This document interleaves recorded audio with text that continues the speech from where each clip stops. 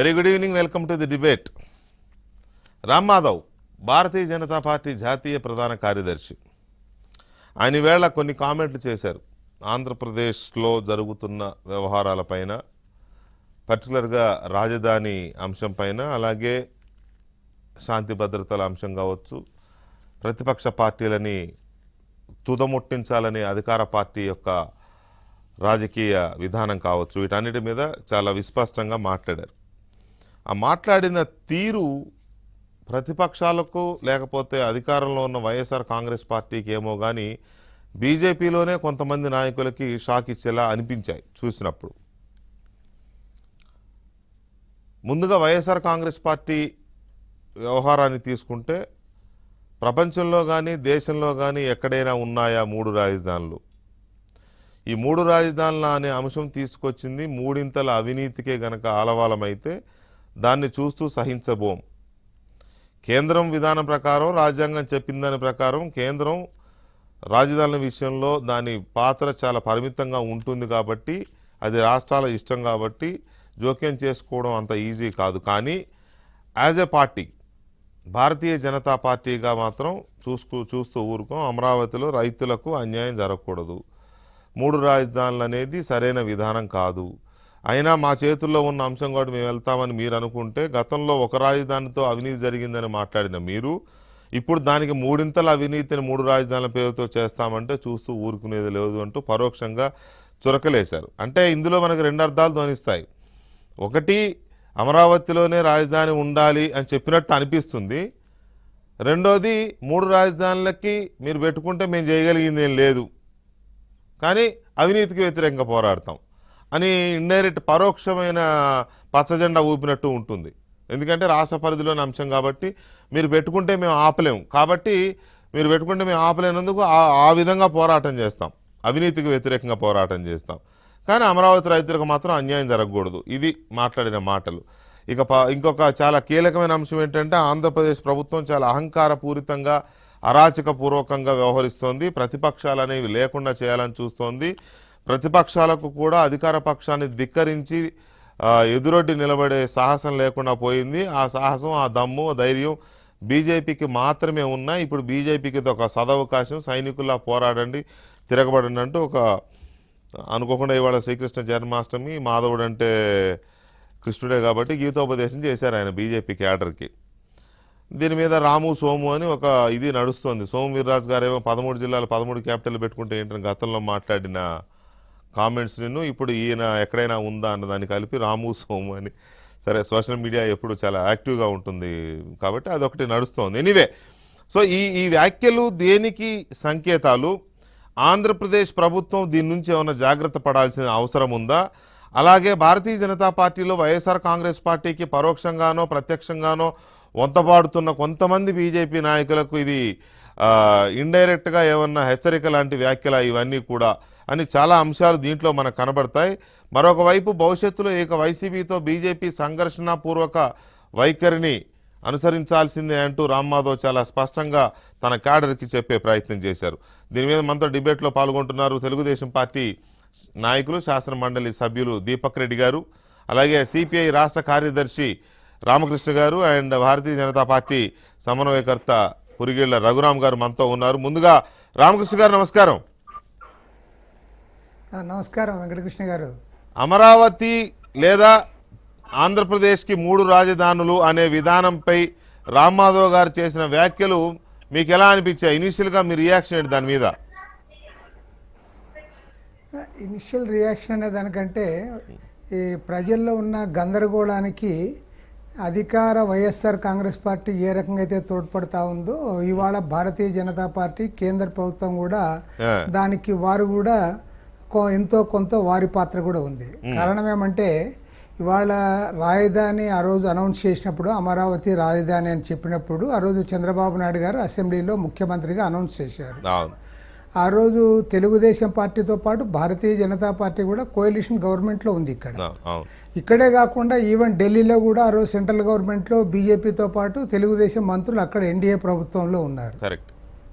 కాబట్టి ఏమంటే ఆ డెసిషన్ ఏదైతే ఉందో ఆ అనౌన్స్మెంట్ ఏదైతే వచ్చిందో అది తెలుగుదేశం బీజేపీ పార్టీల యొక్క సంయుక్త ప్రభుత్వము అంటే కోయలిషన్ గవర్నమెంట్ అనౌన్స్ చేసినట్లు లెక్క. అవును. కాబట్టి ఇవాళ తెలుగుదేశం పార్టీకి ఏ రకంగా అయితే బాధ్యత ఉందో అదే రకంగా బీజేపీ కూడా దాన్ని ఓన్ చేయాలి. ఎందుకు వారు ఆ రోజు గవర్నమెంట్లో ఉన్నారు కాబట్టి. ఒకవేళ ఆ రోజు మేము గవర్నమెంట్ వచ్చి ఇది మాకు ఇష్టం లేదు, అమరావతి రాజధాని మాకు అక్కర్లేదు అని వారు చెప్పి బయటకు వచ్చింటే అది వారికి ఏమీ ఇది ఉండదు. కాబట్టి ఏమంటే ఇవాళ తెలుగుదేశం పార్టీ ఏ రకంగా అయితే అమరావతి రాజధాని ఓన్ చేసుకుంటా ఉందో భారతీయ జనతా పార్టీ కూడా ఆ రకంగా ఓన్ చేయాలి. తర్వాత next comes to opposition party. ఆ రోజు అసెంబ్లీలో అపోజిషన్ పార్టీ జగన్మోహన్ రెడ్డి గారు ఉన్నారు. ఇవాళ ముఖ్యమంత్రిగా ఉన్న వ్యక్తి ఆ రోజు అపోజిషన్ లీడర్గా ఉన్నాడు. అదేవిధంగా వైఎస్ఆర్ కాంగ్రెస్ పార్టీ అధ్యక్షుడు కూడా ఆయనే. కాబట్టి ఏమంటే జగన్మోహన్ రెడ్డి మాట్లాడే మాట అనేది అది మరింత విలువైన మాట. ఎందుకు? As party president and also opposition leader. అవును. ఆయన పార్టీ ప్రెసిడెంట్గా అపోజిషన్ లీడర్గా ఆయన చెప్పింది ఏమంటే అమరావతి రాజధాని విషయంలో మేము వెల్కమ్ చేస్తూ ఉన్నాము, వివాదాలకు మేము అవకాశం ఇవ్వము, పైగా అవసరం లేకపోతే ఇంకో మాట చెప్పాడు ఆయన. ఆ రోజు మేమందరం కానీ వామపక్షాలు కానీ లేదా మాజీ మంత్రి వడ్డే శోభనాథేశ్వరరావు గారు కానీ మేమందరం ఏమనే వాళ్ళమంటే ఒక 5-6 వేల ఎకరాలు చాలు, మ్యాక్సిమం 10,000 ఎకరాల కంటే మించి అవసరం లేదని మేము చెప్పేవాళ్ళం. కానీ జగన్మోహన్ రెడ్డి గారు చాలా లిబరల్గా చెప్పాడు, 30,000 ఎకరాల భూములు ఉండాలనే విషయం కూడా ఆయన స్పష్టంగా చెప్పాడు. కాబట్టి నేననేది ఏమంటే ఇవాళ జగన్మోహన్ రెడ్డి గారు అపోజిషన్ లీడర్గా ఆ రోజు వెల్కమ్ చెప్పాడు కాబట్టి ఆయనకు బాధ్యత ఉంది. కానీ ఆయనకంటే ఎక్కువ బాధ్యత ఎవరికి ఉందంటే తెలుగుదేశం బీజేపీ పార్టీలకు ఉంది. మరి ఇవాళ ఈరోజు జగన్మోహన్ రెడ్డి గారు ఆయన ఏనాడు ఎలక్షన్లప్పుడు చెప్పలా, ఎన్నికల మేనిఫెస్టోలో చెప్పలా, పాదయాత్రలో చెప్పలా, పైగా ప్రజలు నమ్మించాడు ఇల్లు కట్టుకొని, వాళ్ళందరూ కూడా బ్రహ్మాండంగా దీన్ని చెప్తా వచ్చారు.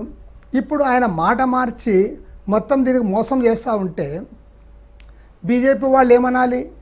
వాళ్ళకి వచ్చే ఒక క్లారిటీ ఇవ్వాలి. నో ఇది ఇట్లా మార్చడానికి అవకాశం లేదు, ఇది సరైంది కాదు, ఇది రాష్ట్ర ఆర్థిక వ్యవస్థకు నష్టం జరుగుతుంది, పైగా ప్రైమ్ మినిస్టర్ కూడా వచ్చాడు, ఆ రోజు ఈ నిర్ణయం అయినప్పుడు మేము కూడా గవర్నమెంట్లో ఉన్నాము, మా ప్రైమ్ మినిస్టర్ కూడా వచ్చి దీనికి శంకుస్థాపన చేశాడు, పవిత్ర జలాలు తెచ్చాడు, పవిత్రంగా మట్టి తెచ్చాడు, అవన్నీ వారు చెప్పాలి. వారు అవన్నీ చెప్పడంలే.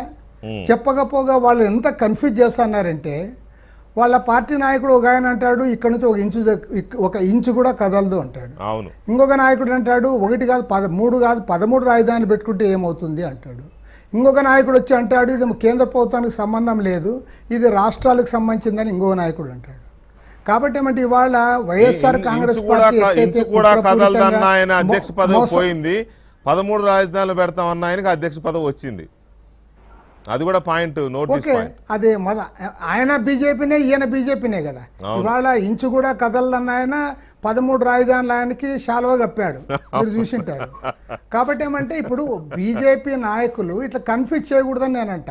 ఎందుకు కన్ఫ్యూజ్ చేయకూడదంటే ఇప్పుడు ఆ సిపిఐ కానీ సిపిఎం కానీ కాంగ్రెస్ కానీ మేమందరం బయట నుంచి చెప్పాము, మేము వెల్కమ్ చెప్పాము, మేమందరం కూడా దానికి కట్టుబడి ఉన్నాం. మరి అదే రకంగా మీరు ఆ రోజు గవర్నమెంట్లో ఉన్న వాళ్ళు, మీరు స్పష్టంగా చెప్పిన వాళ్ళు ఆ రోజు అనౌన్స్మెంట్ చేసేటప్పుడు, అదే శంకుస్థాపన చేసేటప్పుడు మీ ప్రైమ్ మినిస్టర్ అక్కడికి వచ్చినప్పుడు ఇంత బాధ్యత ఉన్న పార్టీ, ఇవాళ కేంద్రంలో అధికారంలో ఉన్న పార్టీ, ఇవాళ మీరు తేలిపోయారు, కన్ఫ్యూజ్ చేస్తూ ఉన్నారు, గందరగోళం పట్టిస్తూ ఉన్నారు. ఇవాళ చివరికి రామ్ మాధవ్ గారు చెప్పింది కూడా నేను టీవీలో విన్నాను. రామ్ మాధవ్ గారు కూడా ఏమంటున్నాడు, అక్కడ ఉత్తరప్రదేశ్ లాంటి పెద్ద రాష్ట్రానికి దాదాపు 20 కోట్ల జనాభా ఉన్న రాష్ట్రానికి ఒకే రాజధాని ఉంది, ఇక్కడ 3 రాష్ట్ర రాజధానులు అవసరం అన్నట్లుగా చెప్పాడు. అదే సందర్భంలో 3 రాజధానులు అవసరం లేదు, మా రాష్ట్ర పార్టీ ఏదైతే స్టాండ్ తీసుకుందో ఆ స్టాండ్కి మేము కట్టుబడి ఉంటాం అని చెప్పడం, నేషనల్ పార్టీ మేము కూడా ఇది చేస్తామని వారు ఆ మాట చెప్పలే ఆయన. అదేవిధంగా ఇప్పుడు సిపిఐగా మా ఆల్ ఇండియా నేషనల్ కౌన్సిల్లో కూడా మేము తీర్మానం చేశాం. కలకత్తాలో మా నేషనల్ కౌన్సిల్ జరిగితే అమరావతి రాజధాని విషయంలో అది ఖచ్చితంగా పార్టీ స్టాండ్ కరెక్ట్, దానికోసం కట్టుబడి ఉండాలి, ఆ పోరాటంలో పాల్గొనాలని నేషనల్ కౌన్సిల్లో కూడా మేము తీర్మానం చేసాం. అదేవిధంగా నేషనల్ పార్టీ సిపిఐ కానీ కాంగ్రెస్ కానీ బీజేపీకి కానీ మేము అల్టిమేట్గా నేషనల్ పార్టీ నిర్ణయానికి కట్టుబడి పనిచేయాల్సిందే. Even it applies to BJP also. కాబట్టి బీజేపీ వాళ్ళు మీరు గందరగోళ పరుస్తూ ఉన్నారు, కన్ఫ్యూజ్ చేస్తూ ఉన్నారు, తర్వాత మీరు ఒక స్టాండ్ మాట్లాడుతూ ఉన్నారు. దీనివల్ల ఏమవుతుంది అంటే అసలు మీరేమనుకుంటా అన్నారంటే ఇదేదో జగన్మోహన్ రెడ్డికో చంద్రబాబు నాయుడుకో ఎవరికో నష్టం అనుకుంటా అన్నారు. కానీ ఒక రకంగా చెప్పాలంటే ఇటీవల కాలంలో బీజేపీ ఒక నమ్మలేని పార్టీగా ప్రజల దృష్టిలోకి వస్తూ ఉంది. ఎందుకవి చివరికి మీ పార్టీ నాయకుడు చెప్పుతో కొట్టుకునే పరిస్థితి మీద తెచ్చారు మీరు. వాస్తవానికి వాళ్ళు సిన్సియర్గా పాపం ఆ మూమెంట్లో పాల్గొన్నారు. వాళ్ళు ఎవరు నేను తప్పుపట్టను. బీజేపీ రాష్ట్ర కమిటీగా మీరు ఆమోదించిన తర్వాత మా పార్టీ ఎట్లయితే రైతులకు మద్దతు ఇస్తూ వాళ్ళతో పాటు ప్రత్యక్షంగా పాల్గొన్నామో అదేవిధంగా భారతీయ జనతా పార్టీ కూడా అక్కడ వచ్చి పాల్గొనింది. దాన్ని అందరూ కూడా అప్రిషియేట్ చేశారు. కానీ ఎప్పుడైతే మీ స్టేట్మెంట్లు గందరగోళంగా ఇస్తా పోయారో ఒక్కోరు ఒక మాట మాట్లాడుతూ ఉన్నారు, దాంతో ఇదంతా వచ్చింది. కానీ నేను వెంకటకృష్ణ గారు నేను చివరిగా మీరు ఎందుకంటే పాలిటిక్స్ కాబట్టి చెప్తాను, ఇవాళ కేంద్ర ప్రభుత్వం యొక్క అనుమతితోనే జగన్మోహన్ రెడ్డి గారు ముందుకు పోతా ఉన్నారు. ఇది మాత్రం గంటాపదంగా చెప్పగలను. కేంద్ర ప్రభుత్వం ఒక్క మాట, ప్రైమ్ మినిస్టర్ గారు కూడా అక్కర్లే, కనీసం హోమ్ మినిస్టర్ గారు ఫోన్ చేసి ఎందుకని ఇవి గందరగోళం చేస్తా ఉన్నావు, ఆల్రెడీ దానికి 50,000 ఎకరాల భూములు ఉన్నాయి, 10,000 కోట్ల రూపాయలు ఖర్చు పెట్టారు, బిల్డింగ్లు కట్టారు, 4-5 సంవత్సరాలుగా పరిపాలన అక్కడి నుంచి సాగుతా ఉంది, నువ్వు ఎందుకు గందరగోళం పెడతావు, నువ్వు అక్కడి నుంచి నువ్వు పరిపాలన చేయని ఒక్క మాట వాళ్ళు చెప్పింటే ఇవాళ జగన్మోహన్ రెడ్డి ఇంత దూరం పోయిండేవాడు. ఈ విషయంలో జగన్మోహన్ రెడ్డి గారిని ఆపడం పెద్ద కష్టమేం కాదు. కేంద్రానికి అనుకుంటే ఒక మాటతో ఆగిపోతారు. కానీ ఎందుకు చూస్తూ ఊరుకున్నారనేది ఇంపార్టెంట్ విషయమే. ఒక్క నిమిషం రామకృష్ణ గారు, ఒక్క నిమిషం. దీపక్ రెడ్డి గారు, రామ్ మాధవ్ గారు చెప్పిన వ్యాఖ్యలు, ఇవాళ ఆయన చేసిన కామెంట్స్ ప్రసంగంలో మీకేమనిపించాయి? ఏమన్నా ఒక క్లారిటీ ఉంది, రాజధాని విషయంలో ఒక క్లారిటీ ఉంది, పార్టీగా సరే కేంద్ర ప్రభుత్వం అనే విషయంలో రాజధానులకు సంబంధించి వారికి పాత్ర లేదు కాబట్టి కనీసం పార్టీగానైనా ఒక స్పష్టత ఇచ్చారనిపించిందా? ఇందాకనే సోషల్ మీడియాలో కొన్ని కామెంట్స్ చూశానండి. ఈ రోజు కృష్ణాష్టమి రోజు భగవద్గీత ఉపదేశం చేశారు అని చెప్పి నాకు మాత్రం చాలా క్లారిటీతో అర్థమైంది వారు చెప్పిన మాటలు. ఏదనంటే ఇండిపెండెంట్ గా ఈ రాష్ట్రంలో బీజేపీకి గ్రో అయ్యే అవకాశం ఉంది. మోడీ గారి పేరు చెప్పుకొని మీరు ఏం పని చేయకుండా సక్సెస్ అవ్వాలంటే ఇక్కడ కాదు. ఎందుకు అనంటే ఇక్కడ ఉండే ప్రభుత్వము రకరకాల అరాచకాలు చేస్తున్నారు, రకరకాల తప్పులు చేస్తున్నారు. మేము యాజ్ అ నేషనల్ పార్టీ ప్రతి చిన్న దాంతో అక్కడి నుంచి ఇన్వాల్వ్ కావటం అనేది మమ్మల్ని వేరే విధంగా మీరు చూసుకోండి. లోకల్లో మీరు బాధ్యత తీసుకోండి, ప్రతి ఇష్యూ పైన మీరు పోరాడండి, గల్లీలోకి పోండి, అమరావతి లాస్ట్ రైతుకి న్యాయం జరిగేదాకా మీరు అక్కడ నిలుచుకొని పోరాడండి అని చెప్పి చాలా క్లారిటీతో చెప్పినారు. సో దీన్ని బట్టి నాకు తెలిసి ఆంధ్ర రాష్ట్ర బీజేపీ వాళ్ళకి ఒక క్లియర్ అండర్స్టాండింగ్ డైరెక్షన్ రావాలా. ఎందుకంటే ఇప్పుడు వాళ్ళు ఏం చేశారంటే నేషనల్ పాలిటిక్స్ వేరు, లోకల్ పాలిటిక్స్ వేరు. మీరు గెలవాలా అని అంటే లోకల్ పాలిటిక్స్ ప్రకారం మీరు పోవాలా. ఊరికే మోడీ గారి పేరు చెప్పి ముందుకు పోతున్నాము అని అంటే కాదు అని చాలా క్లారిటీతో చెప్పినారు. కానీ ఈ రోజు ఒక్కటి నేను చెప్పాలండి, ఇక్కడ ఇప్పుడు దాకా జరిగింది ఏంటి అని అంటే ఢిల్లీలో కామెంట్స్ వేరు, గల్లీలో కామెంట్స్ వేరు, ఇవన్నీ చూసినారు. ఆంధ్ర రాష్ట్ర ప్రజలు ఒకటే ప్రశ్నించినారు. ఆ రోజు అమరావతి ఓపెనింగ్ సెరమనీకి మోదీ గారు వచ్చి ఢిల్లీని తలదన్నే క్యాపిటల్ మీకు ఇస్తాము అని అన్నారు అంటే దాని అర్థం ఏంది? రెండోది, కేంద్ర ప్రభుత్వం నిధులు కూడా దీనికి క్యాపిటల్ కి ఇచ్చినారు, దాదాపు 2,000 కోట్లు కూడా వచ్చినప్పుడు ఇది బాధ్యత ఎందుకు తీసుకోవటం లేదు అని చెప్పి ప్రశ్నిస్తున్నారు. సో ఇప్పటికన్నా బీజేపీ వాళ్ళు ఒక క్లారిటీ తెచ్చుకొని ఒక కరెక్ట్ అందరూ ఒక మాట మీదకి రాండి. ఎందుకంటే ఇప్పుడు మీరు ఎదగాలని మీరు అనుకుంటే ఒక మాట మీద మీరు ఉండాలి. ఆంధ్ర రాష్ట్ర ప్రజలు ఏమనుకుంటున్నారంటే ఈ ఒక్క కామెంట్ మీరు వినాలండి, కాంగ్రెస్ పార్టీ ద్రోహం చేసింది ఆంధ్ర ప్రజలకి అని చెప్పి అంటున్నారు. కానీ బీజేపీ పార్టీ నమ్మక ద్రోహం చేసింది అని అంటున్నారు. ఎందుకు ఇటువంటి కామెంట్ ఆంధ్ర రాష్ట్ర ప్రజల దగ్గర నుంచి వచ్చిందో బీజేపీ వాళ్ళు ఈ రోజు ఆత్మ విమర్శన చేసుకోవాల్సిన సమయం వచ్చింది. అందుకని దయచేసి ఇప్పటికన్నా ఒక క్లారిటీతో రాకపోతే వాళ్ళు అసలు ప్రజలు చీదరించుకోవడం కాదు, అసలు మీకు కార్పొరేటర్ సీట్లు కూడా రావు. అందుకని ఈ గీత హితోపదేశం తీసుకొని కరెక్ట్ పిక్చర్ తో ముందుకు పోవాలా అని చెప్పి నేను కోరుకుంటున్నాను. ఎందుకంటే అరాచకాల పైన అరాచకాలు, మన దేశాన్ని మనం కాపాడుకోవాలా, మన వ్యవస్థల్ని మనం కాపాడుకోవాలా. వీళ్ళు చేసే అరాచకాల్ని మనం అడ్డుకోకపోతే ఏ రాజకీయాల్లో ఉండే వాళ్ళు, అపోజిషన్ లో ఉండే వాళ్ళు ఏ ఒక్కరు న్యాయం చేసిన వాళ్ళు కాదు. నేను వెంకటకృష్ణ గారు ఇప్పుడే ఈ షో కూర్చోక ముందు ఆ. అనంతపూర్ నుంచి ఆ. నాకు ఒక ముగ్గురు నలుగురు ఇప్పుడే మెసేజ్లు పెట్టారండి. ఆ, ఏమని పెట్టినారంటే, ఇప్పుడు ప్రభాకర్ రెడ్డి గారిని మొన్న అరెస్ట్ చేసినారు కదా ఈ అవును. కోవిడ్ రిలేటెడ్ ఇష్యూస్ అని చెప్పి, అవును అవును ఇదిగో 3 నియోజకవర్గాల్లో ఈ ఫోటోలు నేను పెడుతున్నాను. ఆ. ఈ ఫోటోలకి ఒక్కొక్క ఫోటోలో 500 మంది పైన ఉన్నారు, దీనికి జవాబారి ఎవరు అని చెప్పి నన్ను ప్రశ్నించినారండి. ఇది ర్యాండమ్ గా నాకు వచ్చింది. Yeah, yeah. ఎందుకు మీరు మాట్లాడలేకపోతున్నారు? ఇదే ఎస్పీ ఉన్నాడు, అదే డిఎస్పీ ఉన్నాడు, ఆ పక్క నియోజకవర్గాలే, అదే నియోజకవర్గం తాడిపత్రి నియోజకవర్గం, ఆ పక్క నియోజకవర్గం 500 మంది పైన ఇదే టైంలో ఒకరినేమో అరెస్ట్ చేస్తారు, ఇంకొకరినేమో పోలీస్ వాళ్ళు దగ్గర ఉండి తీసుకోపోతా ఉంటారు. అంటే ఇప్పుడు కన్నా ఇంతకన్నా అరాచకము, ఇంతకన్నా లాలెస్నెస్ అనేది ప్రూవ్ లేదు అని చెప్పి వాళ్ళు అడుగుతుంటే నేను ఏం జవాబు చెప్పాలంటే నాకు అర్థం కావట్లేదు. మీరు అన్నది నిజమే. రాష్ట్ర వ్యాప్తంగా చాలా మంది ఎమ్మెల్యేలు ఇలాంటి కార్యక్రమాలు చేస్తున్నారు, నాయకులు చేస్తున్నారు, బట్ వాళ్ళ మీద ఎక్కడ ఇది కాదు. కానీ అదే వైజాగ్లో ఒక బిడ్డను కోల్పోయిన తల్లి వెళ్ళి అక్కడ ఏడుస్తూ ధర్నా కూర్చుంటే ఆమె మీద ఆ కేసు పెట్టారు, కోవిడ్ కేసు పెట్టారు. అవునండి. ప్రభాకర్ రెడ్డి గారి మీద అయితే ప్రభాకర్ రెడ్డి గారి మీద 5 పోలీస్ స్టేషన్ లో కోవిడ్ వైలేషన్ కేసులు పెట్టినారండి. యా, కానీ ఇది కూడా అదే ఒక రోజు కాబట్టి అదే పక్కన తాడిపత్రి నియోజకవర్గం, పక్క 2 నియోజకవర్గంలో జరిగింది. ప్రజలు ప్రశ్నిస్తున్నారు, ప్రజలు అడుగుతున్నారు, అసలు లా అండ్ ఆర్డర్ ఉందా ఈ రాష్ట్రంలో అడుగుతున్నప్పుడు నేను ఏం జవాబు చెప్పగలిగాను చెప్పండి. రైట్. ఒక్క నిమిషం దీపక్ రెడ్డి గారు, ఒక్క నిమిషం. మనం అంటే టాపిక్ నిజమే, అది జెన్యున్ టాపిక్కే. కానీ ఈ టాపిక్లో రఘురామ్ గారు ఒకటి వాస్తవం, ఇవాళ రామ్ మాధవ్ గారు జాతీయ కార్యదర్శిగా వచ్చి సోమవీర్రాజు గారి పదవి బాధ్యతల ప్రమాణ స్వీకారోత్సవ కార్యక్రమానికి వచ్చి మాట్లాడిన మాటలు విన్నప్పుడు కొంత ఊరటగానే అనిపిస్తుంది ఎవరైతే ఆందోళనతో ఉన్నారో రాజధాని విషయంలో. కాకపోతే ఒక గందరగోళమైన అంటే ఆ సీనియారిటీ, ఆ అనుభవంతో కూడిన దీనివల్ల వచ్చిన కామెంట్స్ ఏమో చాలా గొప్ప కామెంట్స్ అవి. ఎక్కడైనా ఉందా ప్రపంచంలో కానీ దేశంలో కానీ ఏ రాష్ట్రానికైనా 3 రాజధానులు ఉన్నాయా?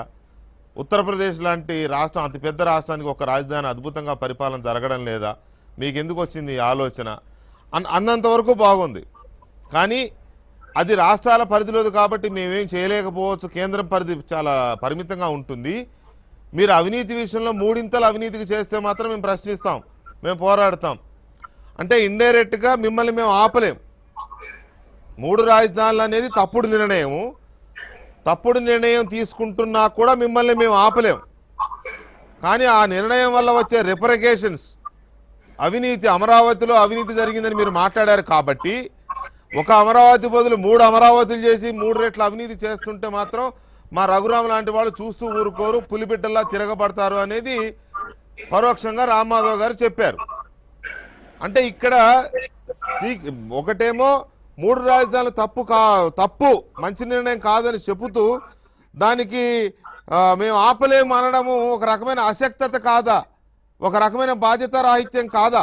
ఈ దేశంలో ఒక తప్పుడు నిర్ణయం జరుగుతున్నప్పుడు బాధ్యతాయుతమైన పార్టీగా, జాతీయ పార్టీగా, కేంద్రంలో అధికారంలో ఉన్న పార్టీగా నో ఇట్స్ నాట్ కరెక్ట్ అని మేమే చెప్తున్నాం, తప్పు అని మేమే చెప్తున్నాం కాబట్టి ఆ తప్పుడు నిర్ణయాన్ని వ్యతిరేకించి తీరుతాం అని చెప్పాలి. కానీ అది తప్పు అయినా మీరు చేస్తే మేము ఇంకో రూపంలో దాన్ని పోరాడతాం అంటే ఎట్లా? అది ఆ రెండు సింక్ అవ్వట్లేదు.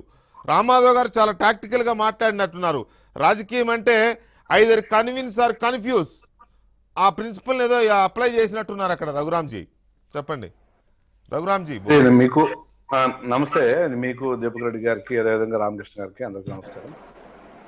ఇప్పుడు ఇవాళ కొత్తగా రామ్ మాధవ్ గారి స్టేట్మెంట్ అయితే ఇది కొత్తగా మాకే అనిపించలేదండి. మరి మీకు ఎలా అనిపించిందో అర్థం కాలేదు. ఇదే స్టేట్మెంట్ సోమవీర్రాజు గారు, ఇదే స్టేట్మెంట్ సుజనా గారు, ఇదే స్టేట్మెంట్ కనలక్ష్మణ గారు కూడా ఇచ్చినారు. అవునా? అదే స్టేట్మెంట్ ని మన సునీల్ దేవదర్ గారు కూడా ఇచ్చారు. అందరూ ఇదే స్టేట్మెంట్ ఇస్తాం. నేను మీ దాంట్లో కూడా లాస్ట్ వీక్ మాట్లాడినప్పుడు ఇదే మాట్లాడాను.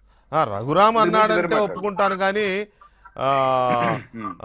కన్నా లక్ష్మీనారాయణ గారు, సుజనా చౌదరి గారు వీళ్ళందరూ అన్నారంటే నేనైతే ఒప్పుకోను. చెప్తాను అది కూడా చెప్తా, స్టేట్మెంట్ చెప్తా. ఇప్పుడు మీకు ఈ స్టేట్మెంట్ గుర్తొచ్చింది ఇవాళ కొత్తది కాబట్టి, పాత మర్చిపోయి ఉంటారు మీరు. జూలై 25న కోనసీమ ముమ్మిడివరంలో పులపర్తి నారాయణమూర్తి గారు టీడీపీ ఎక్స్ ఎమ్మెల్యే బీజేపీలో జాయిన్ అయిన రోజు ఇదే మరి రామ్ మాధవ్ గారు చీఫ్ గెస్ట్ గా వచ్చి ముమ్మిడివరంలో మాట్లాడిన మాట ఏంటంటే, ఆయన ఈ రాష్ట్ర ప్రజలు జగన్మోహన్ మించి రెడ్డి పొయ్యిలో గారిని పడ్డారు అన్నారు. ఎన్నుకుని ఎస్ అన్న అది చిన్న మాట ఏం కాదు, చాలా పెద్ద మాట. అవును. ప్రభుత్వాన్ని విమర్శించడంలో అది మరి అప్పుడు మీడియా గారికి కనపడలా. అబ్బే మేము బాగా ఇచ్చాం, అంత మీకు పెద్ద మాట. మీకు అది తక్కువ, మీరు మీరు లైట్ గా ఒకళ్ళు- తీసుకున్నారే కానీ ఏదో ఒక్కళ్ళు మీడియా లేదు, సీరియస్ గా ఒక రోజు తీసుకుంది. ఏదో జస్ట్ స్క్రోలింగ్ చేసి నడిపించుకుంటున్నారు, దాన్ని నడిపించలేదు చెప్తున్నా, అదే చెప్పేది. అది కనపడలా. 31 మేను కూడా ఈ నెల ఈ సంవత్సరం మళ్ళీ ఈ ఆంధ్ర వచ్చినప్పుడు ఒక స్టేట్మెంట్ ఇచ్చారు, ఇంటర్వ్యూ ఇస్తే దాన్ని ఖండించి మళ్ళీ ప్రకటన కూడా చేశారు. ఈ ప్రభుత్వాన్ని హెచ్చరించినట్టుగానే మాట్లాడారు. సో ఎవరిదైనా ఒకటే లైన్ అండి, పార్టీలో కింద నుంచి పై వరకు క్యాడర్ లో ఎలాంటి, రామకృష్ణ గారు పెద్దలు చెప్తున్నారు కన్ఫ్యూజన్ ఉంది అని, ఎలాంటి కన్ఫ్యూజన్ లేదండి. మేము గొంతు చించుకుని చెప్తున్నాము, పార్టీ వేరు ప్రభుత్వం వేరు. ఇక్కడ నేను కాదట్లే. ప్రభుత్వము ఎన్డీఏ ప్రభుత్వంలో అనేక భాగస్వాములు ఉన్నారు. గతంలో తెలుగుదేశం కూడా ఉండేది భాగస్వామిగా, నాకు తెలిసిన విషయమే.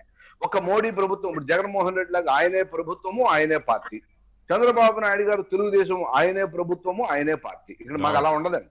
మా అధ్యక్షుడు జయప్రకాష్ నడ్డా గారు హిమాచల్ ప్రదేశ్ నుంచి అనేక సంవత్సరాలు రాజకీయాల్లో ఉన్నటువంటి వ్యక్తి, చిన్నప్పటి నుంచి స్టూడెంట్ యూనియన్ గా వచ్చినప్పటి నుంచి పనిచేసినటువంటి వ్యక్తి. రాష్ట్రంలో అనేక మంత్రులు చేశారు, అనేక ప్రతిపక్ష నాయకుడిగా చేశారు, యంగెస్ట్ ప్రతిపక్ష నాయకుడిగా చేశారు. ఎన్నో ఏళ్ళ అనుభవం, 45 ఏళ్ళ అనుభవం తర్వాత ఇవాళ మా జాతీయ అధ్యక్షుడు అయ్యారు. అంతేగాని ఆయన తాతయ్యో ఆయన బాబయ్యో ఆయన నాన్నో ఆయన బావయ్యో ఎవడో మంత్రి అయితేనో ఈయన మంత్రి అయిపోలా, ఈయన రాజకీయాల్లోకి రాలా. అవును. సో ఒక టీచర్, ప్రొఫెసర్ కొడుకు ఆయన, అటల్ బిహారీ వాజ్పేయి ఏ విధంగా ఒక టీచర్ కొడుకు, అలా టీచర్ కొడుకు. అదే విధంగా చంద్రబాబు నాయుడు గారు మరి ఆయనే పార్టీ ఆయనే ముఖ్యమంత్రి, ఇప్పుడు ఆయనే పార్టీ ఆయనే ప్రతిపక్ష నాయకుడు. వాళ్ళ స్టేట్మెంట్స్ కి, వాళ్ళు మాట్లాడే విధానానికి, వాళ్ళు ప్రజల యొక్క సమస్యలు అడ్రస్ చేసే విధానము వేరుగా ఉంటుంది, మా యొక్క విధానం వేరుగా ఉంటుంది. మీకు ఇంకో విషయం, తెలంగాణని ఒక ఓటు మీ అందరికీ తెలుసు, 98లో కాకినాడలో తీర్మానం చేస్తే 2011 వరకు కూడా కేంద్ర పార్టీ దాన్ని మీద వేసుకోవాలి, అంటే కేంద్ర పార్టీ దాన్ని ఎండార్స్ చేయలేదు. 2010లోనో ఎప్పుడు ఎండార్స్ చేసింది, 11లోనో, దాని తర్వాత దాన్ని ఉద్యమం చేసి పెట్టాం. అంచేత ఈ విధంగా ఉంటుంది సిస్టమ్ అనేది, అంతేగాని ఏదో ఎవరికి నచ్చినట్టు వాళ్ళు అంటే ఇప్పుడు మాట్లాడారు. మీరు అన్నట్టు వైఎస్ఆర్ కాంగ్రెస్ పార్టీకి అయితేనేమో జగన్మోహన్ రెడ్డి గారే ముఖ్యమంత్రి, జగన్మోహన్ రెడ్డి గారే అధ్యక్షుడు. తెలుగుదేశం పార్టీకి అయితేనేమో చంద్రబాబు నాయుడు గారే ముఖ్యమంత్రి, చంద్రబాబు నాయుడు గారే అధ్యక్షుడు లేదా ప్రతిపక్ష నాయకుడు, అన్నీ ఆయనే. కానీ బీజేపీలో అలా కాదు, పార్టీ అధ్యక్షుడు వేరు, ప్రధానమంత్రి వేరు అని వాళ్ళు కూడా ఏదో వారసులో లేకపోతే తల్లిదండ్రుల నుంచి వచ్చిన ఆస్తులా కాదు, కింద నుంచి దిగిన కార్యకర్తలు అని చెప్పారు. ఎస్, అంతవరకు నేను అగ్రి అవుతాను. అయితే అధ్యక్షులు వేరు ప్రధానమంత్రి వేరు అయినంత మాత్రాన చెరోక అభిప్రాయం ఉంటుందా? ఇక్కడ మీకులాగా, అంటే చంద్రబాబు నాయుడు గారి లాగా, అంటే తెలుగుదేశం పార్టీ లాగా కానీ, జగన్మోహన్ రెడ్డి గారి లాగా పార్టీ ప్రభుత్వంలా కానీ, ఇప్పుడు వైసీపీ ప్రభుత్వంలా కానీ మా ఒక్క పార్టీ కాదండి. కేంద్రంలో గతంలో అటల్ బిహారీ వాజ్పేయి గారు ఉన్నప్పుడు 23 పార్టీలతో ప్రభుత్వాన్ని ఏర్పరచాం, ఎన్డీఏ ప్రభుత్వాన్ని ఏర్పరచాం.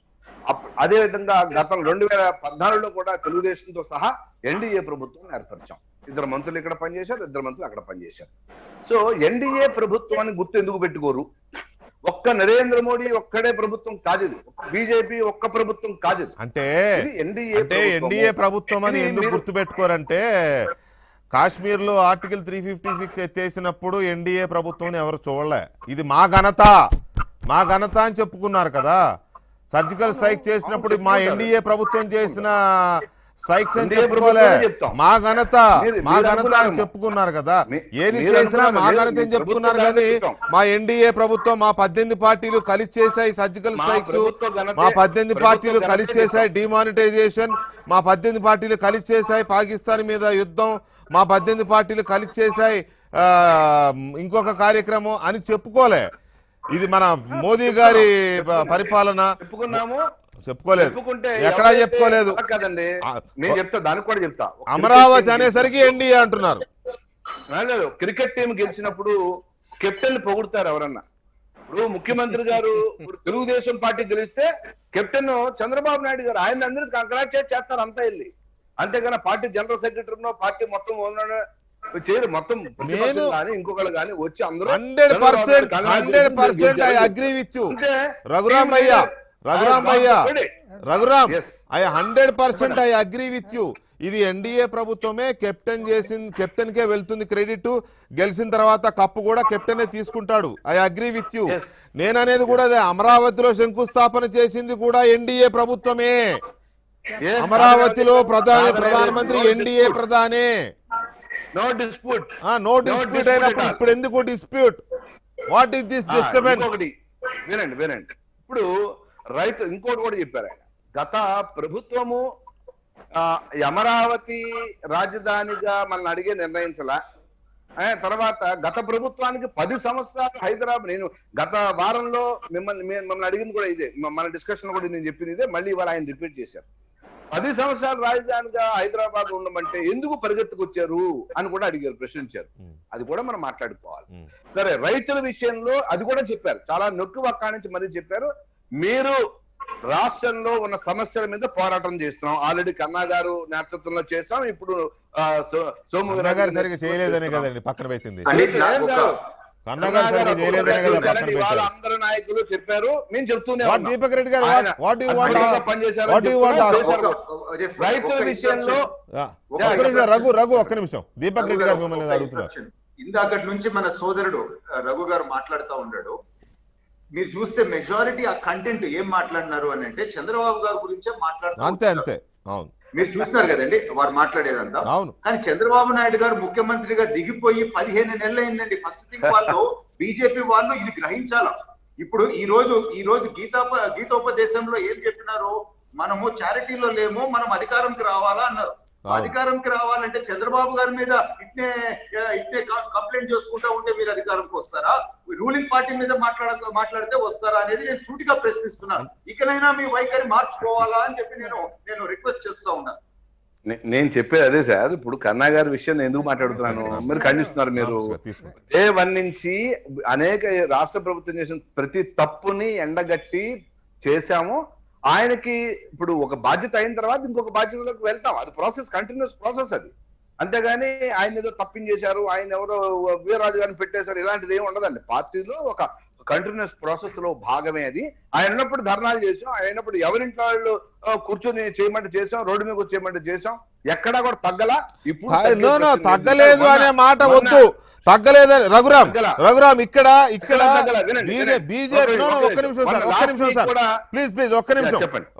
బీజేపీలో కన్నా లక్ష్మీనారాయణ గారు ఉన్నప్పుడు కూడా అమరావతి విషయంలో దీక్షలు చేసినా, ఎక్కడైతే శంకుస్థాపన జరిగిందో అక్కడ దీక్షలు చేసినా, లేదా పోరాటాలు చేసినా, చివరికి ఇసుక మీద దీక్షలు చేసినా కూడా బీజేపీలో కొంతమంది నాయకులు సంపూర్ణంగా సహకరించలేదు, పాల్గొనలేదు.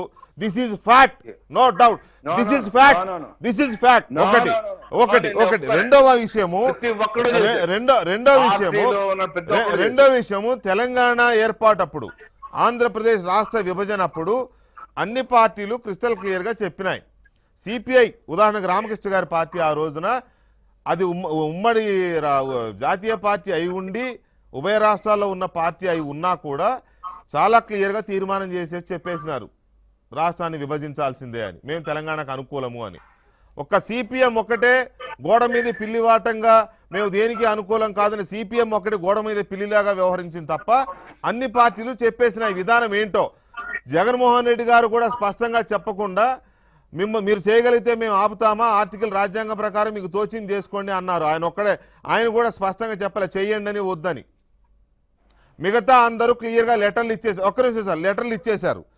ఒక రాజకీయ పార్టీగా, బాధ్యత గల రాజకీయ పార్టీగా ఒక విషయంలో మంచి అనుకుంటే తప్ప, ఒకవేళ ఇది కరెక్ట్ అనుకుంటే చెప్పేయాలి.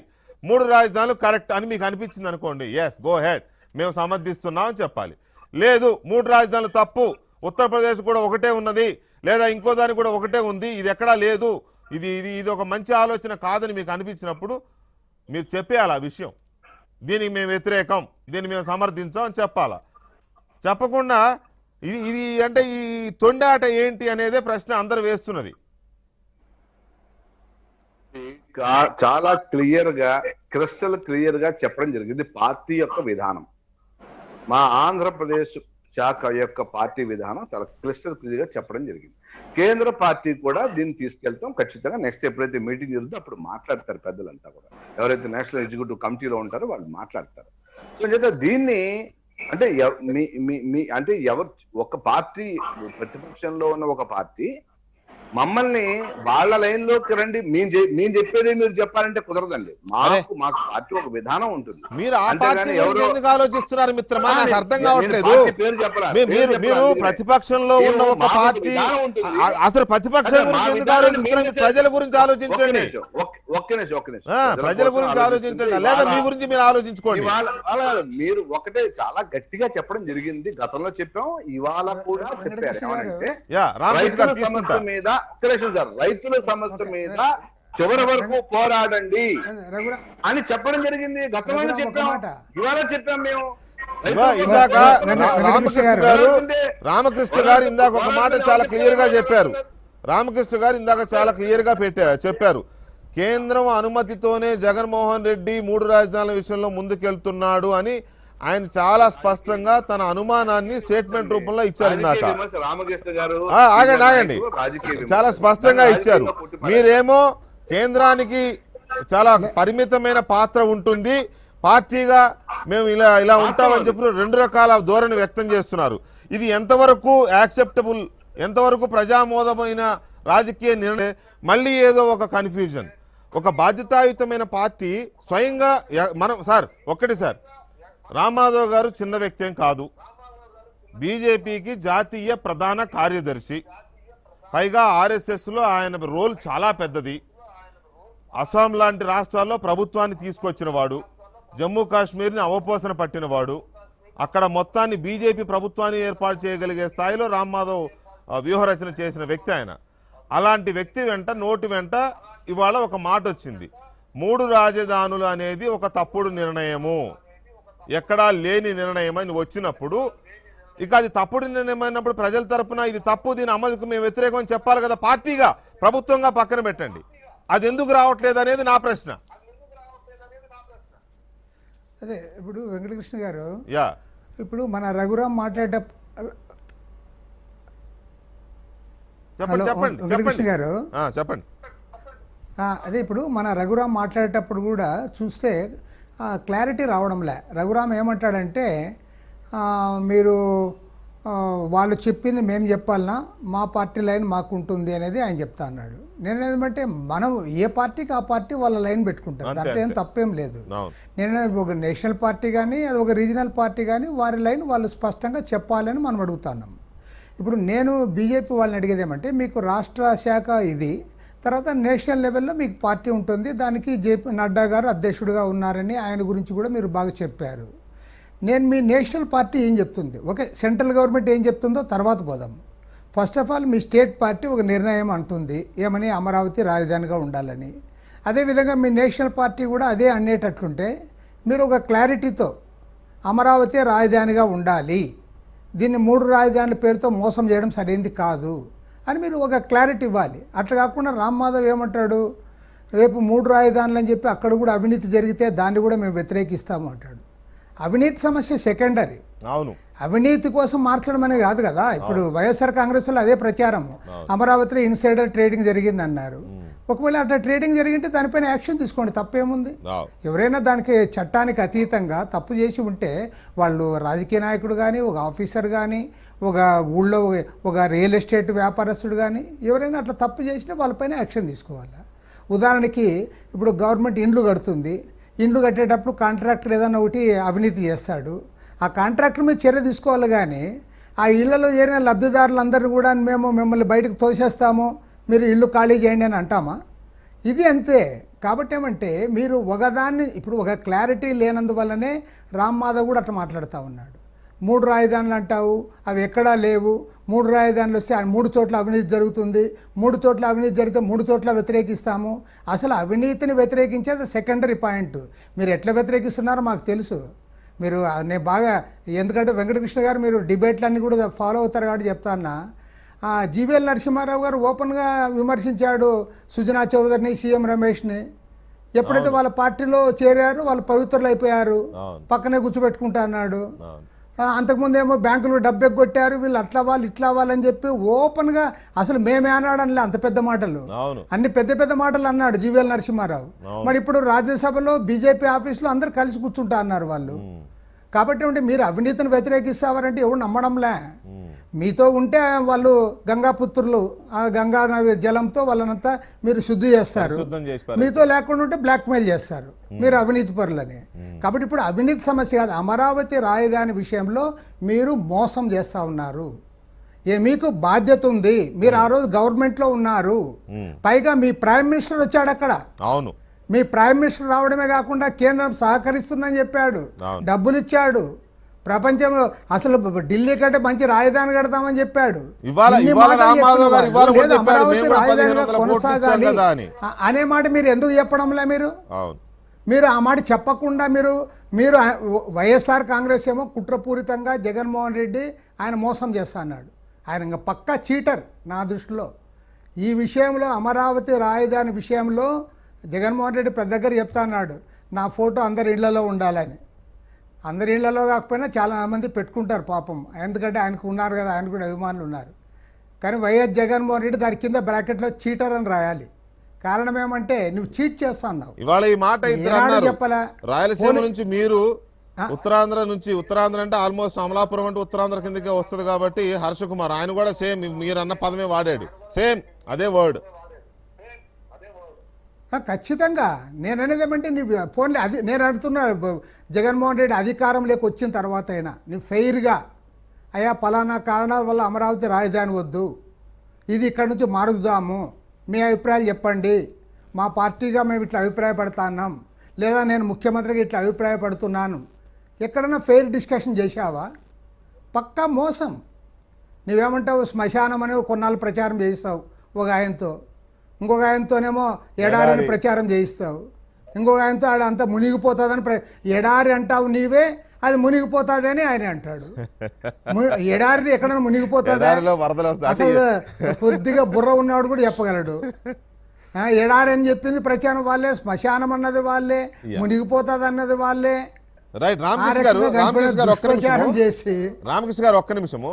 దీపక్ రెడ్డి గారు మీ దగ్గరకు వచ్చే మీతో మాట్లాడే ముందు ఒక్క రఘురామ్ గారితో ఒక్క నిమిషం. రఘురామ్ గారు, మీరు ఇందాక ఒక మాట అన్నారు, మేము ఒక రాజకీయ పార్టీగా ఏదన్నా నిర్ణయం తీసుకునేటప్పుడు కానీ, ఒక రాజకీయ పార్టీగా ఏదైనా ఒక పని చేసేటప్పుడు కానీ ఒక పార్టీ లేదా ఒక ప్రతిపక్ష పార్టీ చెప్పినట్టు చేయాల్సిన అవసరం మాకు లేదన్నారు. ఇది పదే పదే వస్తోంది. ఈ ఓపెన్గా తెలుగుదేశం పార్టీ చెప్పినట్టు చేస్తామా అని మాట్లాడుతున్నారు. ఇప్పుడు మీరు చాలా తెలివిగా ఆ పార్టీ పేరు వాడలేదు కానీ అదే మాట మాట్లాడుతున్నారు. తెలుగుదేశం పార్టీ చెప్పినట్టు చేస్తామా, లేకపోతే తెలుగుదేశం పార్టీ కోసం చేస్తామా, ఇట్లా మాట్లాడుతున్నారు.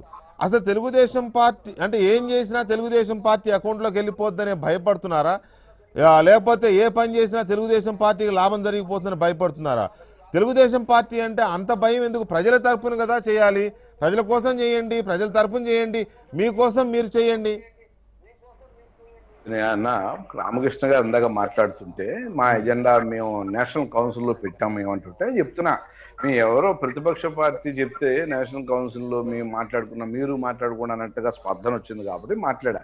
నేను ఎక్కడా తెలుగుదేశం గురించి మాట్లాడా. మీరు అర్థం చేసుకుంటే అలా మేమేం చేయలేం. కానీ ఇంకొకటి, మాకు స్టేట్ పార్టీ తీర్మానాన్ని కేంద్ర పార్టీకి పంపుతాం, కేంద్ర పార్టీలో డిస్కస్ చేస్తాం. ఆంధ్రప్రదేశ్ రిప్రజెంటేషన్స్ అధ్యక్షులు, మహామంత్రి ఎవరైతే నేషనల్ ఎగ్జిక్యూటివ్ లో ఉంటారో వాళ్ళు అంతా కలిసి కేంద్ర పార్టీకి చెప్తారు. కేంద్ర పార్టీ ఓకే చేస్తే కేంద్ర పార్టీ 99% ఓకే చేస్తూనే ఉంటాయి. ఇది రాష్ట్రం చెప్పిన విషయాల్లో దాని మీద పార్టీ లైన్ ఏం కాదు. అంతేగాని ప్రభుత్వ line is different, party line is different. అది వెరీ వెరీ క్లియర్. అయితే రాష్ట్ర పార్టీ చెప్పింది ఈవెన్ కేంద్ర పార్టీతో రేపు సలహా చేసి కూడా అదే చెప్తాం మేము. నా ఉద్దేశం, నాకు తెలిసిన సమాచారం ప్రకారంగా రైతులకి కోసము పోరాడండి, రైతులతోనే ఉండండి అని మనకి లైన్ వచ్చింది. మేము అదే చేస్తున్నాం.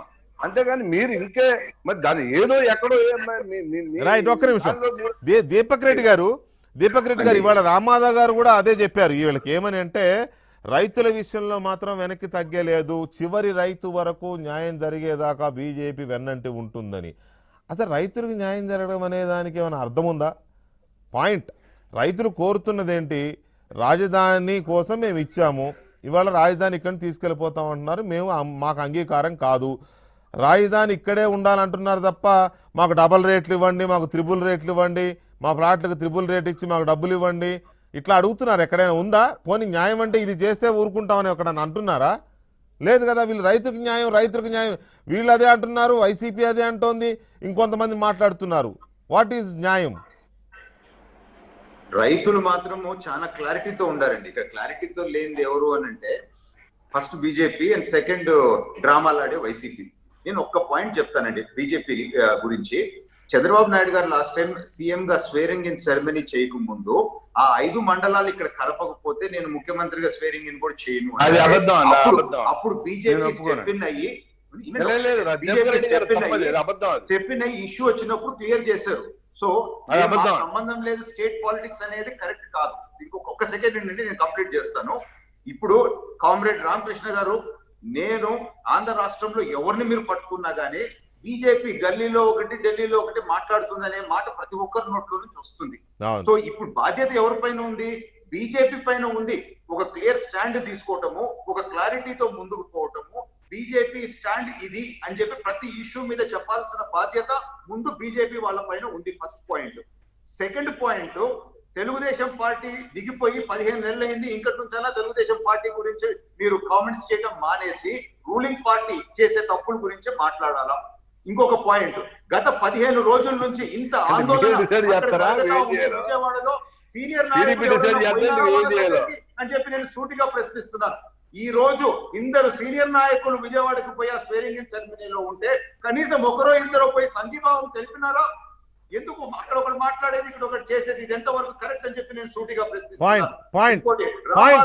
Very good point. 3 క్యాపిటల్స్ అంటే ఒక సెకండ్ అండి, 3 క్యాపిటల్స్ అంటే 3 కరప్షన్స్ అని చెప్పి అన్నారు. అంటే దాని వెనకాల అర్థం ఏంది అని చెప్పి క్లారిటీతో వాళ్ళు చెప్పాలి. వాళ్ళకి ఏం ఇన్ఫర్మేషన్ ఉంది అని.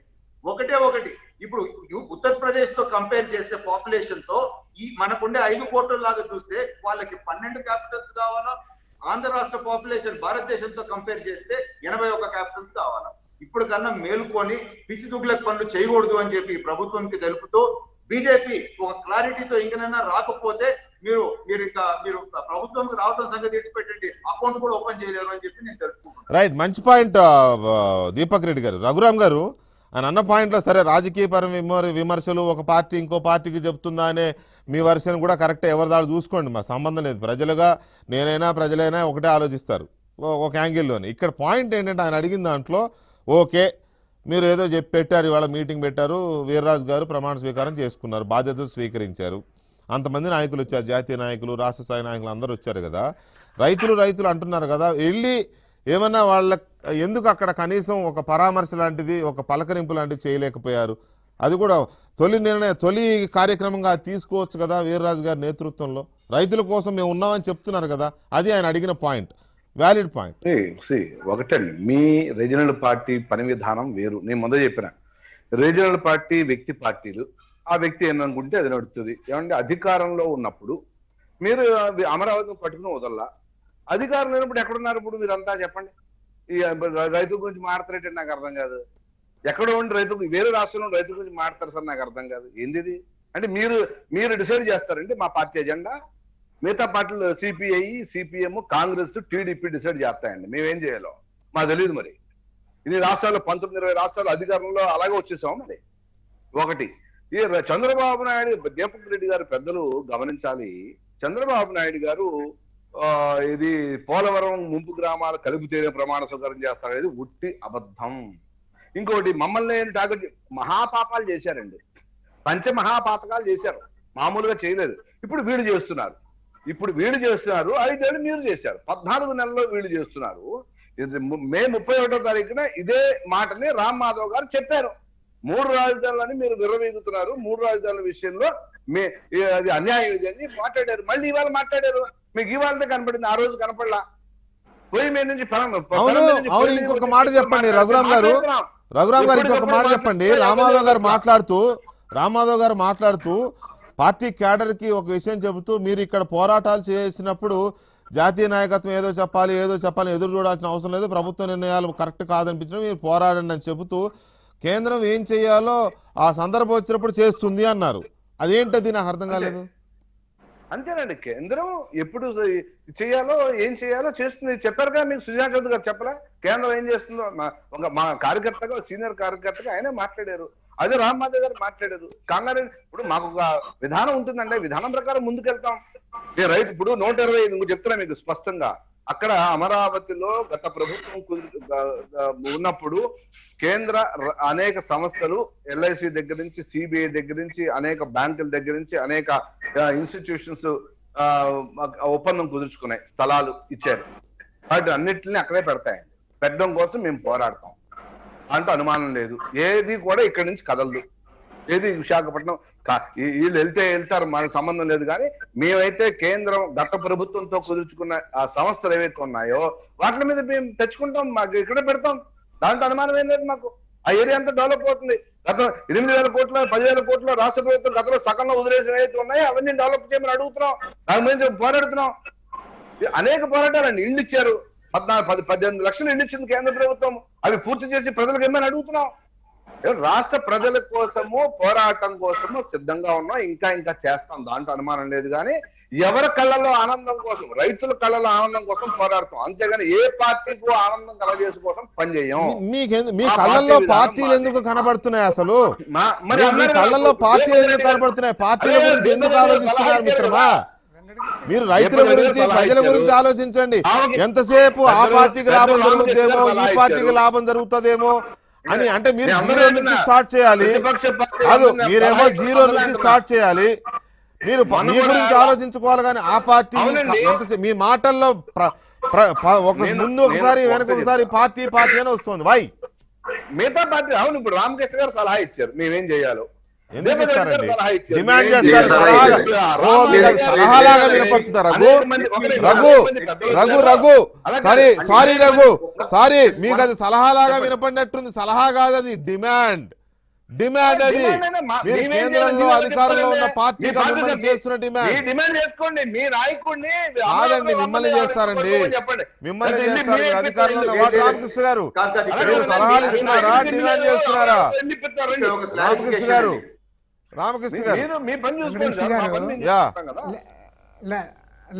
ఇప్పుడు మన రఘురామ్ ఏమంటే, రఘురాము ఆంధ్రప్రదేశ్లో వాళ్ళకి అధికారం లేదు కాబట్టి మేము ఒక పార్టీ, CPI ఒక పార్టీ, తెలుగుదేశం ఒక పార్టీ, మాకందరికి ఎవరికి అధికారం లేదనే పద్ధతుల్లో ఆయన మాట్లాడుతూ ఉన్నాడు. నేను రఘురామును కోరేదేమంటే, మీకు బాధ్యత ఉంది అని నేను చెప్తా ఉన్నా. ఎందుకు బాధ్యత ఉంది అని ఇంత గట్టిగా చెప్తున్నానంటే, మీరు ఆ రోజు అమరావతి రాజధాని అప్పుడు అనౌన్స్ చేసినప్పుడు మీరు అధికారంలో ఉన్నారు, నంబర్ 1. నంబర్ 2 ఏమంటే, అది 29 గ్రామాల రైతు సమస్య అనేది కరెక్ట్ కాదు. అదే 5 కోట్ల మంది ఆంధ్రప్రదేశ్ ప్రజలు గర్వంగా చెప్పుకోవాలి. మరి మీ రాజధాని ఏదంటే మాది అమరావతి అని చెప్పుకోవాలి. కాబట్టి ఇది మొత్తం రాష్ట్ర సమస్య. మీరు ఎంతసేపు ఏమంటారు, ఆ రైతులకు అన్యాయం జరగకుండా చూస్తాము, మా కేంద్రం ఆఫీసులు కూడా కొన్ని అక్కడ కడతాము, తర్వాత విశాఖపట్నం పోతే అక్కడ కూడా మేము పోరాడతాము, అక్కడ ఏదైనా ఇన్సైడర్ ట్రేడింగ్ జరిగితే అని మీరు చెప్తాను. కరెక్ట్ కాదు అది. ఓన్లీ అమరావతి రాజధానిగా ఉండాలి. దానికి బాధ్యత మాకంటే మీకు ఎక్కువ ఉంది. అంటే మాకు లేదంటే మాకు కూడా ఉంది. కారణమేమి, మేము కూడా పార్టీగా చెప్పాం అమరావతి రాజధానిగా ఉండాలని. అదేవిధంగా కాంగ్రెస్ అమరావతి రాజధానిగా ఉండాలని చెప్పింది, CPM చెప్పింది. తర్వాత తెలుగుదేశం పార్టీ ఆ రోజు అధికారంలో ఉండి వాళ్ళు దానికి చేశారు. తెలుగుదేశం పార్టీతో పాటు మీరు అధికారంలో ఉండి ఇవాళ దాని విషయంలో మీరు సన్నాయి నొక్కులు నొక్కుతూ ఉన్నారు. మీరు అనుమానాలకు మీరే తావిస్తూ ఉన్నారు. మీరు తలా ఒకటి మాట్లాడవాలి. మీరు ఒకే మాటకి ఆ రోజు నుంచి ఎట్లా మారుస్తావయ్యా, అమరావతి రాజధానిగా ఉండాలంటే జగన్మోహన్ రెడ్డి ఎక్కడ పోతాడయ్యా? అసలు జగన్మోహన్ రెడ్డి సెంట్రల్ గవర్నమెంట్లో అమిత్ షా, నరేంద్ర మోడీ చెప్తే లేచి నిలబడాడు. అట్లే ఆయనకి ఏముంది అతనికి, అతని పరిస్థితి. నువ్వు ఎమ్మెల్యేలు ఉన్నది కరెక్టే, కానీ సెంట్రల్ గవర్నమెంట్ ఒక ఫోన్ చేస్తే ఆయన దాటిపోతాడా? అతని కేసులు, అతని తిప్పలు అతనికి తెలుసు. అది ప్రపంచానికి కూడా తెలుసు. అరే ఇవాళ సెంట్రల్ గవర్నమెంట్ అంటే నీవు చెప్తా ఉంటే నాకు ఆశ్చర్యం అవుతుంది. ఏమంటావు, అది ఓన్లీ బీజేపీ గవర్నమెంట్ కాదు, ఎన్డీఏ గవర్నమెంట్ అని ఎవడు అనుకోవడమే లేదు దాన్ని. ఇవాళ రన్ బై అసలు ఇంకోటి మామూలు బీజేపీ గవర్నమెంట్ కూడా అనుకోవడం లేదు. ఈరోజు ఏం చెప్పండి, నరేంద్ర మోడీ, అమిత్ షా గవర్నమెంట్ అయిపోయింది. అది వాళ్ళిద్దరు పూర్తి డామినేట్ చేసి వాళ్ళంతా కూడా చేస్తూ ఉన్నారు. వాళ్ళు చెప్తే కాదనేవాడే లేడు. మీ పార్టీలోనే లేరు. వాస్తవానికి భారతీయ జనతా పార్టీ అటల్ బిహారీ వాజ్పేయి, LK అద్వానీ గారు ఉన్నప్పుడు ఉన్నదానికి ఇవాళ ఉన్నదానికి చాలా తేడా ఉంది. సరే కాబట్టి రాజకీయాలు వాళ్ళు ఒక్క ఫోన్ కాల్ ఎందుకని రామకృష్ణ గారు మీకు తెలియదు కాదు, భారత ఒక్క మాట రాజకీయాల్లో తమాషా చేస్తానావా భారత నువ్వు? రాజకీయాల్లో ఎట్లా ప్రభుత్వాలు మారుస్తావు నువ్వు? అధికారంలో ఉన్నప్పుడు ఎవరు అధికారంలో ఉన్నా అలాగే ఎందుకు ఉంటుంది. బ్రదర్? మన్మోహన్ సింగ్ ఒరే, ప్రధానమంత్రిగా కాంగ్రెస్ ఉన్నా గవర్నమెంట్ ఉండొచ్చు కాదండి, రఘురామ్, మన్మోహన్ సింగ్ మేము తక్కువ ప్రధానమంత్రిగా ఉన్నా మేమేమో ఆ గవర్నమెంట్ ఒక్క మాట సార్, ఒక్క మాట. రఘురామ్, యూపీఏ ఇప్పుడు యూపీఏ యూపీఏ 1 అయినా యూపీఏ 2లో మన్మోహన్ సింగ్ గారు ప్రైమ్ మినిస్టర్ అయినా ఆయనకి ఏనాడు ఇంత అధికారం లేదు. లేదు, సోనియా గాంధీ ఇవాళ ప్రైమ్ మినిస్టర్ ఈయనకి అనేవాళ్ళు. పూర్తి అధికారంలో ఉన్నాడు ఆయన. వాజ్పేయి గారు పైగా ఆయన ప్రధానమంత్రిగా చెప్తే ఉన్నప్పుడు కాదనే చంద్రబాబు పరిస్థితి నాయుడు గారిని లేదు. డిఫాక్టో తర్వాత ఆయన ప్రైమ్ మినిస్టర్ చెప్తున్నది కూడా అనేవాళ్ళు. తప్పు కాదు కదా. ఆయన ఏమంటున్నాడు, అయ్యా నేనే స్వయంగా దీనికి వచ్చాను, అది మరి దానికి చేయాలి కదా అని అంటాడు. అవును, వినపడ్డం లేదు. యా వినపడుతుంది, చెప్పండి వినపడుతుంది సార్, ప్లీజ్ వినపడుతుంది. తప్పేముంది, what is the wrong in it? తర్వాత మేమేమి ఇప్పుడు ఇంకోటి మేమేదో జగన్మోహన్ రెడ్డి గవర్నమెంట్కి ఇబ్బందులు పెట్టమని కూడా మేము అనడంలే. Let them rule. వాళ్ళు రూల్ చేయమని అడుగుతున్నాం. అవును. వాళ్ళు రూల్ చేయని, సహకరించండి, నిధులు ఇవ్వండి, రాజధాని తొందరగా కంప్లీట్ చేయమని చెప్పండి. మీరు సెంట్రల్ గవర్నమెంట్ చెప్తే అతను చేయకుండా పోతాడా? రైట్, ఒక్క నిమిషం. దీపక్ రెడ్డి గారు, సమస్య లేదు. దీపక్ రెడ్డి గారు చాలా క్లియర్ గా రామ్మాధవ్ గారు రాష్ట్రంలో ఉన్న పరిస్థితిని రామ్మాధవ్ గారు చాలా క్రిస్టల్ క్లియర్ గా చెప్పారు. ఏంటి అరాచకాలు అన్నారు, లోకల్ బాడీస్ ఎలక్షన్ లో పోటీ చేసిన వాడి ఇంటికెళ్లి పోలీసులు వాడిని బెదిరించి విత్డ్రా చేయించారన్నారు. ప్రతిపక్షాలు నోరెత్తలేని పరిస్థితి ఉంది, అప్రజాస్వామికమైన పరిస్థితులు ఉన్నాయి అన్నారు. ఇలాంటి పరిస్థితుల్లో బీజేపీ కార్యకర్తలు సైనికులా పోరాడాల్సిన సందర్భం వచ్చిందన్నారు. సంఘర్షణకు దిగాలి అన్నారు. అంటే రాష్ట్రంలో పరిస్థితి చక్కగా లేదని కేంద్రంలో అధికారంలో ఉన్న భారతీయ జనతా పార్టీ అంగీకరించినట్టే కదా దీపక్ రెడ్డి గారు? వెంకటకృష్ణ గారు, మీ మంచితనము వీళ్ళు అడ్వాంటేజ్ తీసుకుంటున్నారు. బీజేపీ వాళ్ళు స్ట్రైట్ గా ఆన్సర్ చేయకుండా అడ్డదారులు పోయి ఏ ఒక్కటి కరెక్ట్ గా చెప్పట్లేదు. నేను ఒక పాయింట్ నేను చెప్పి ముగిస్తానండి. అమరావతి మీద ఇప్పటికీ క్లియర్ గా మీ స్టాండ్ ఏంది చెప్పండి. దళితుల మీద ఇన్ని రోజులు అటాకులు జరుగుతా ఉంటే ఎందుకు మీరు దాని మీద మాట్లాడట్లేదు? ఎన్నో ఫాల్స్ కేసులు, అక్రమ కేసులు పెట్టి ప్రజల్ని ఇబ్బందులు పెడతా ఉంటే ఎందుకు బీజేపీ వాళ్ళు మాట్లాడట్లేదు? ఈ విధంగా కరప్షన్ ఆంధ్ర రాష్ట్రంలో విచ్చలవిడిగా జరుగుతా ఉంటే మీరు ఎందుకు మాట్లాడట్లేదు? లోకల్ బాడీ ఎలక్షన్స్ లో వీళ్ళు చేసిన అరాచకాలు, దౌర్జన్యాలు, మీ వాళ్ళని కూడా కొట్టినారు, మీ వాళ్ళని కూడా విత్డ్రా చేయించినారు. ఈ రోజు దాకా మీరు ఏమి యాక్షన్ తీసుకున్నారు? ఎందుకు మీరు సిబిఐ ఎంక్వైరీ అడగలేదు? అసలు ఏంటి బీజేపీ స్టాండ్? మీరు ఇప్పుడు డొంక తిరుగుడు మాటలు మాట్లాడేసి కరెక్ట్ ఒక స్టాండ్ తీసుకోండి, లేకపోతే బీజేపీ శీలం శంకించే పరిస్థితి వస్తుంది ఆంధ్ర రాష్ట్రంలో అని చెప్పి నేను ఖచ్చితంగా చెప్తా ఉన్నాను. రైట్, రఘురామ్ గారు చెప్పండి. దీపక్ రెడ్డి గారు స్ట్రైట్ ఆన్సర్. దీపక్ రెడ్డి గారు 3 క్వశ్చన్ అడిగారు. అమరావతి రాజధాని ఎలాంటి దాంట్లో కన్ఫ్యూజన్ లేదు. ఏది సెక్రటేరియట్ ఉన్న రాజధానా లేని రాజధానా? అమరావతి ఇప్పుడు ప్రస్తుతానికి గతంలో ఏదైతే అమరావతి రాజధానిగా మనంతా రాష్ట్ర ప్రజలు అనుకున్నారు, ఇప్పుడు ఎలా ఉందో అలా అమరావతి గతంలో ప్రభుత్వం గాని ఇప్పుడు ప్రజలు గాని ఏవైతే అనుకుంటున్నామో, ప్రజలు రాష్ట్రంలో ఉన్న ప్రజలంతా ఏదైతే కోరుకుంటున్నారో అదే అమరావతి, అదే రాజధాని. ఒకటి దాన్ని there is no question about it. దాంట్లో ఎలాంటి కన్ఫ్యూజన్ మీకు ఉందో అని మాకైతే లేదు. We are very clear. ప్రజల్ని మీరు కన్ఫ్యూజ్ చేస్తున్నారు, అంటే ప్రతిపక్ష పార్టీలు కన్ఫ్యూజ్ చేస్తున్నాయి. మా భుజం మీద పొట్టి తుపాకీ పేల్చాలని చూస్తున్నాం. ఇదే మాట చెప్పినందుకు ఎవరో 2-3 సస్పెండ్ చేశారు ఎందుకు? ఎవరు పార్టీ ఇప్పుడు ప్రభుత్వాన్ని విమర్శిస్తే ఊరుకునేది లేదు, గవర్నర్ విమర్శిస్తే ఊరుకునేది లేదు. గవర్నర్ ప్రభుత్వంలో భాగం, మేము ప్రభుత్వంలో భాగం. మీ ఇష్టం వచ్చినట్టు మారితే రీజనల్ పార్టీ కాదు. రీజనల్ పార్టీ మీ ఇష్టం వచ్చినట్టు మారితే కుదరదు. ఇక్కడ లైన్ ఉంటది, పార్టీ లైన్ ప్రకారంగా మాట్లాడుతూ ఉంటాం. ఏ ప్రభుత్వాన్ని విమర్శిస్తే ఊరుకోరు? కేంద్ర ప్రభుత్వాన్ని కేంద్రాన్ని విమర్శిస్తే కాదు, మీ పార్టీ నాయకులే. మీ పార్టీ నాయకులు అమరావతి విషయంలో మాట్లాడినందుకే కదా సస్పెండ్ చేశారు. లైన్ ఉంటుంది, అదే చెప్పేది మీకు. అమరావతి కోసం ఇప్పుడు ఎవరన్నా అమరావతి విరుద్ధంగా మాట్లాడమో మేమన్నా ఎవరన్నా మాట్లాడి చెప్పండి మీకు పార్టీలో. ఇప్పుడు మీరు మాట్లాడారు.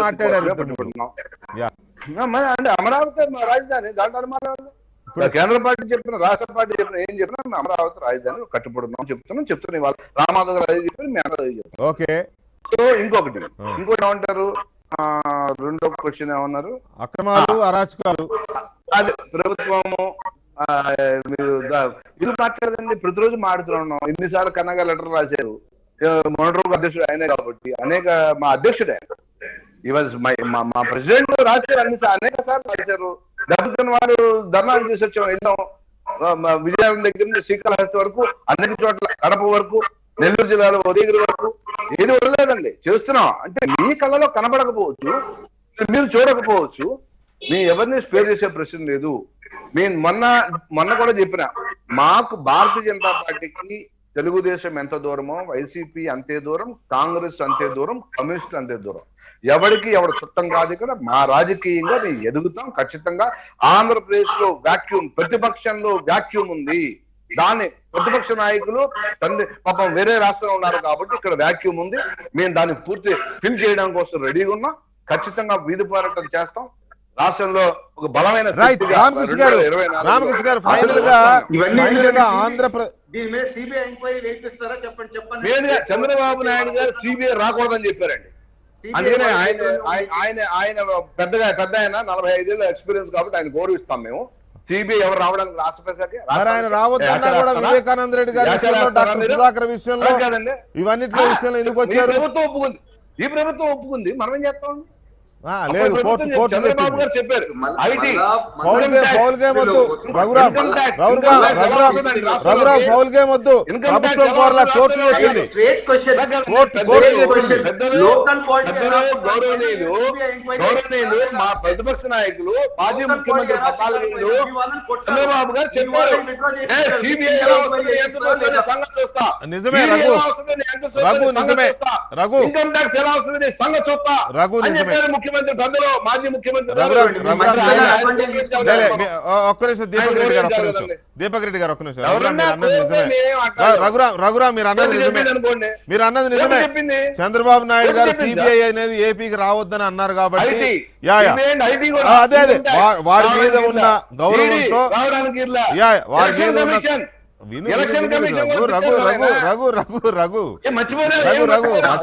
ఎవరు ఏం మర్చిపోలేదు.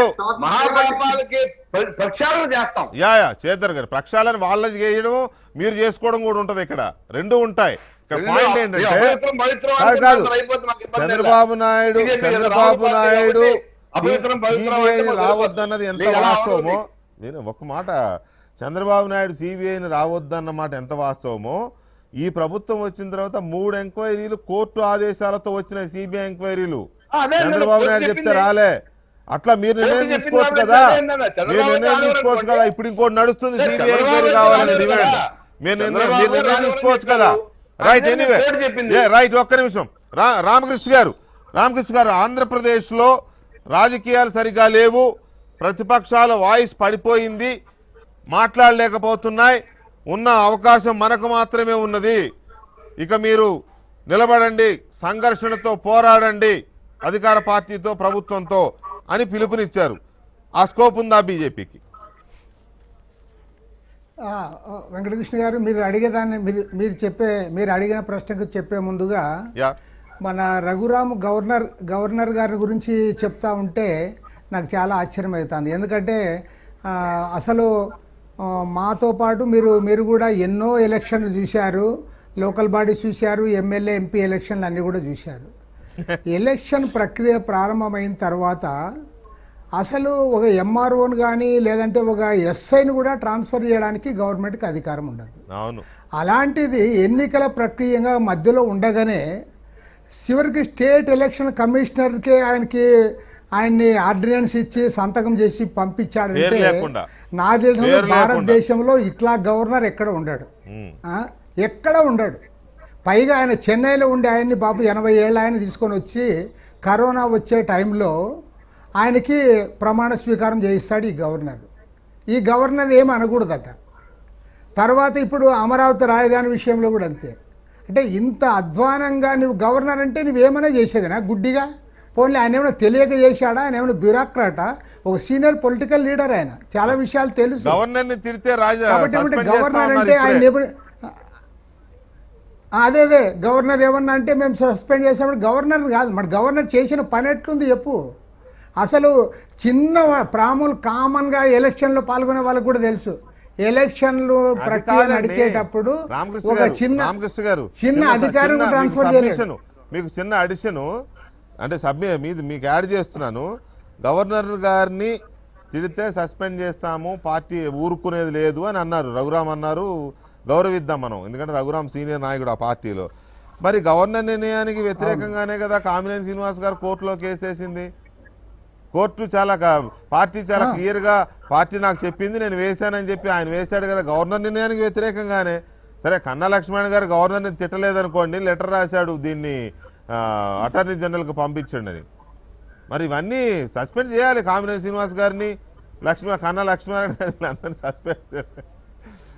ఓకే, చేసినట్లే ఇప్పుడు కన్నా కొద్దిగా చేశారు ఆ పని. అంతేనా? నేనేమంటే రాష్ట్రంలో బీజేపీ ఇప్పటికే Right. ప్రత్యేక హోదా విషయంలో, విభజన హామీల విషయంలో వాళ్ళు మోసం చేశారు. రైట్ పక్కా మోసం అందులో.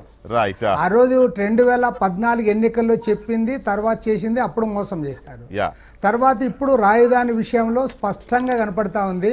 Right. మన రఘురామ్ పాపం ఏదైనా కానీ బాగా మర్యాదగా ఎక్స్ప్లెయిన్ చేస్తాడు, బాగా కన్విన్సింగ్ గా మాట్లాడతాడు. నేను అందులో ఒప్పుకుంటా మర్యాద కానీ, ఎక్కడ కనపడిందండి మీకు? కానీ అంతా- ఇవాళ ప్రజలు ఓ, ఎవరు కూడా మీకు అంతా నమ్మడం వెటకారమే ఉంది లేదు. కదండి ఎందుకు అందులో? నమ్మడం లేదంటే క్లియర్ కట్ గా మీరు మోసం చేస్తా ఉన్నారు.